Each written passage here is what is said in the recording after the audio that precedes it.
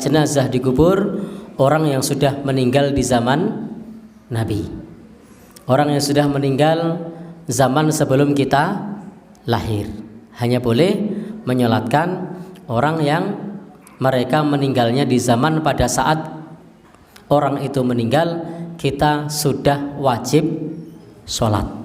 Kalau kita belum punya kewajiban sholat, lalu kemudian orang itu meninggal, misalnya umur kita 30, dia meninggal 30 tahun yang lalu, maka kita tidak boleh menyolatkan jenazahnya, karena pada saat itu kita belum wajib sholat. Enggak Bapak Ibu, ini juga bagi kita di masyarakat kita, di tempat kita, termasuk perkara yang dianggap baru, padahal ini hadis Nabi yang sudah banyak sering dikaji. Boleh jadi juga kalau kita sholat di kuburan tentu tidak pakai rukuk dan sujud ya, karena ini sholat jenazah. Sejumlah orang akan bertanya-tanya itu pada sholat apa. Tetapi begitulah Islam mengajarkan kepada kita untuk mendoakan orang yang sudah meninggal dunia punya tata cara tersendiri. Jadi sudah ada tata caranya.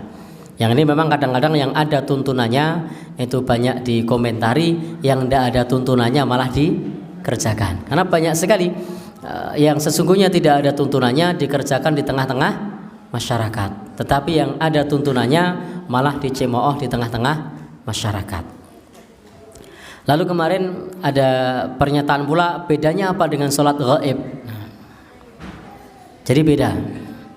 Kalau sholat di kuburan itu kita sudah datang bertakziah, kita sudah sempat sambang ke rumah orang yang bersangkutan atau ke kampung yang kuburan tersebut berada di tempatnya.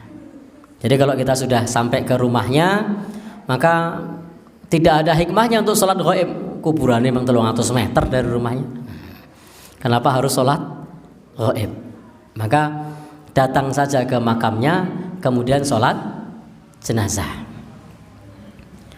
Dan banyak sekali hadis Nabi yang menjelaskan mengenai masalah ba'dama dufina, disolatkan setelah dikuburkan, sebagaimana dalam hadis yang kita bahas ini, bahwasanya para sahabat menunjukkan makamnya, fasalla alaiha, kemudian Rasul pun menyolatkan orang tadi.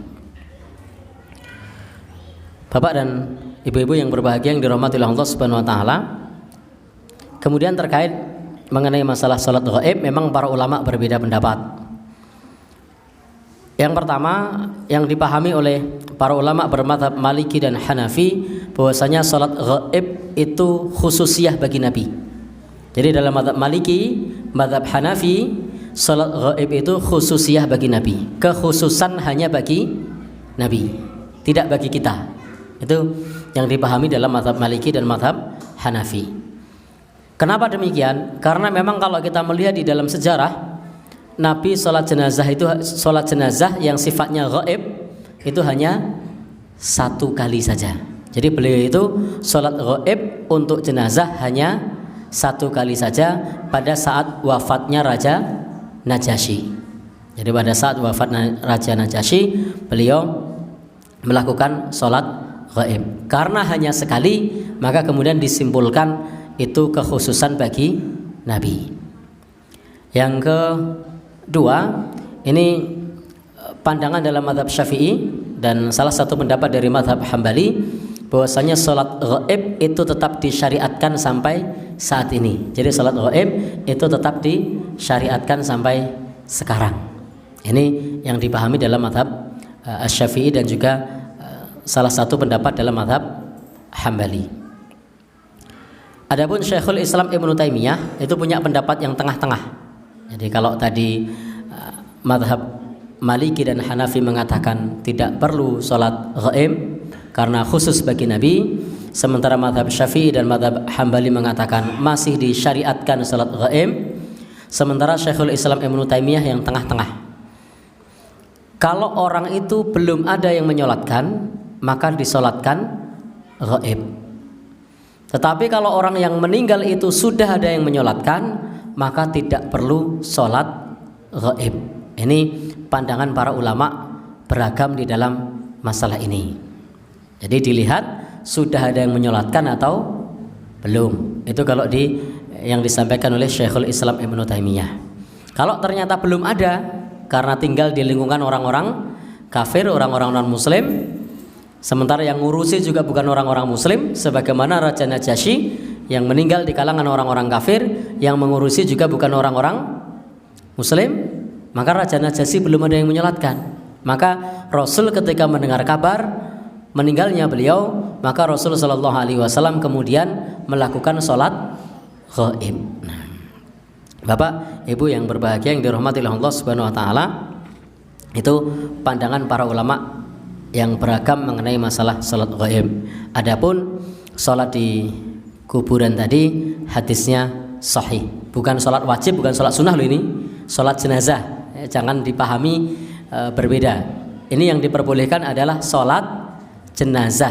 Nah, jadi di kuburan itu boleh. Kalau misalnya kita terlambat pada saat takziah, atau kita baru mendengar kabarnya, atau kita kenal dengan seseorang lalu berdialog, ngobrol, ditanya, "Bapak mana?" "Oh, Bapak pun sedo." "Loh kapan?" 5 tahun yang lalu. Padahal kita kenal akrab, tapi kita tidak tahu kalau bapaknya sudah wafat.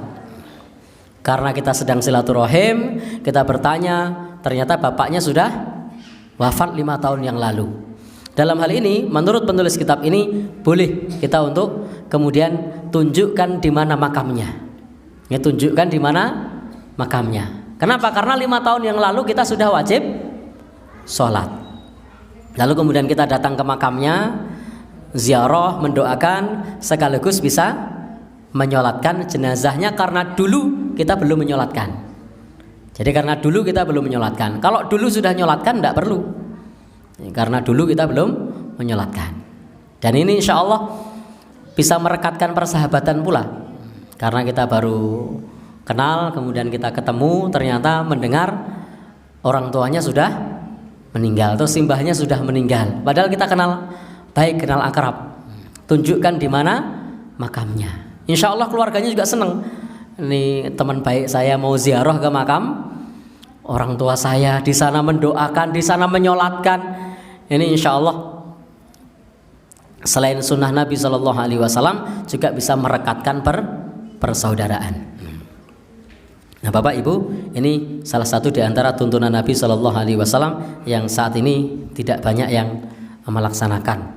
Termasuk kalau sudah takziah sudah telat, ya sudah, biasanya tidak menyolatkan. Padahal masih bisa untuk menyolatkan.